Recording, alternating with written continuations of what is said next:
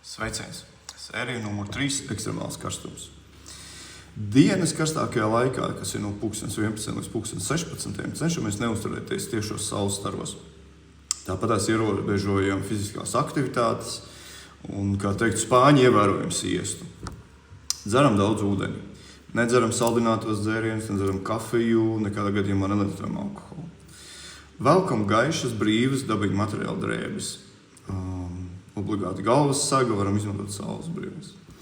Ja mēs pa dienu esam mājās un iekšā spogiem spīd saule, aizveram aizkarus, aizveram žalūzijas un telpas veidinam pa naktīm, nogrūs rītos. Atslēdzam mājās lieko elektrotehniku, izslēdzam gaismas. Tas viss ražo siltumu.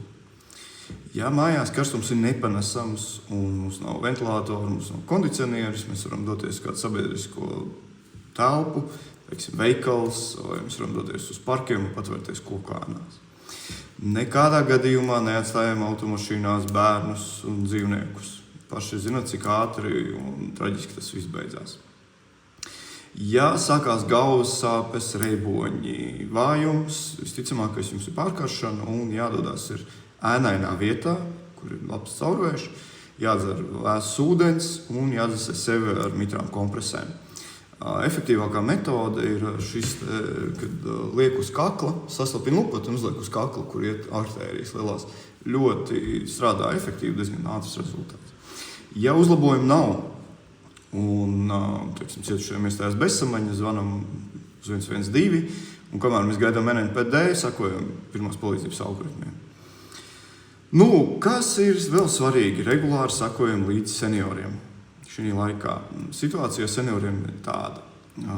Ja gaisa temperatūra dienā ir virs 30 grādiem un naktī nenokrītās zem 20, jeb šo ir tropiskās naktis, seniori nedabū atpūsties, viņi neatdziest. Pa nakti ķermenis nedabū šo vajadzīgo atpūtu un veidojās siltuma stress. Šī stresa gadījumā var sāsināties visādas hroniskās slimības, protams, varbūt karstumdūriens, var rasties sirds vai niermāspēja. Tad ir ļoti svarīgi, ja ir virs 3 dienām šis karstuma vilnis, kad kaimiņi, radinieki pārbauda savus seniorus, vai viņi dzer pietiekami daudz ūdeni, vai telpas tiek veidinātas, kāda viņa pašsajūta. Ja? Tad atbildība par senioriem mūsu rokās un par saviem tuvākiem. Ievērojam to.